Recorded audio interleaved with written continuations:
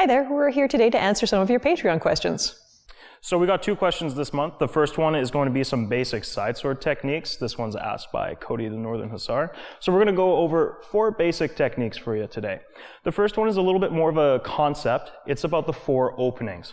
So we've already made a video about this one, but if you get used to it, then you're already with a really good start. So just to kind of reiterate a little bit, the idea of the 4 openings is I'm able to throw strikes at 4 of the basic openings, and she's able to parry all 4 of them. From there, you're able to then go for a quick counter or finish it off with a thrust. So once you start off with that, you're already in a good position. The second one is a defense to either a cut or a thrust. As he's coming in, I'm going to use my false edge, cut that away, and come in forward with a strike of my own. This one's nice because she can change whatever target she wants based on what I do after she hits mine out of the way. Another counter is if she cuts to me on the other side, is I'm able to then block up here in what's called guardia di testa, and then I cut on the inside at her face. This might seem like a little bit of a weaker cut, and it can be a little bit, but I'm using the power of my whole body when I step through with it. And if it's not enough to finish the job, then I just finish with another thrust right there.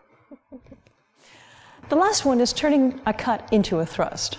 So he's going to cut at me, I'm going to cut into his cut, keeping my point on line, and then all I have to do is step forward. This one works quite well because obviously the big difference with side swords is you've got quite a bit of meat in this blade, so she's able to then deflect it.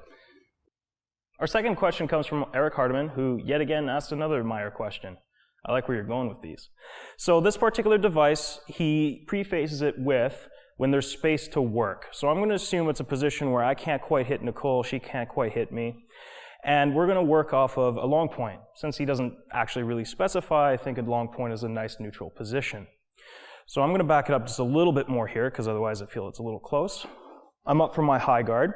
He describes in sequence, you pull the pommel towards your left, you swing from your left through the right, and you contact their weapon with either the false edge or the flat, and then you follow it up with a crossed high cut with the false edge.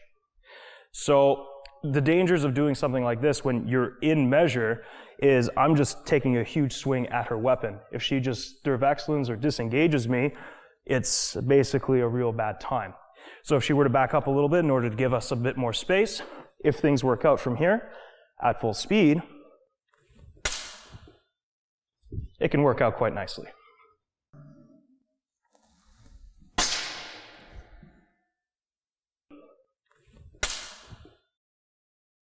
We'd like to say thank you to our Patreon supporters. We do have a Patreon tier that is devoted to answering your questions, pretty much anything HEMA or fighting related. Yeah, this episode's actually a good point as well, because we went super basic, like, hey, show us some basic techniques with this weapon, to a super specific technique from the book to check out our interpretation. Before, we've also covered conditioning and all that, so we'll cover just about anything sword related. We look forward to hearing from you.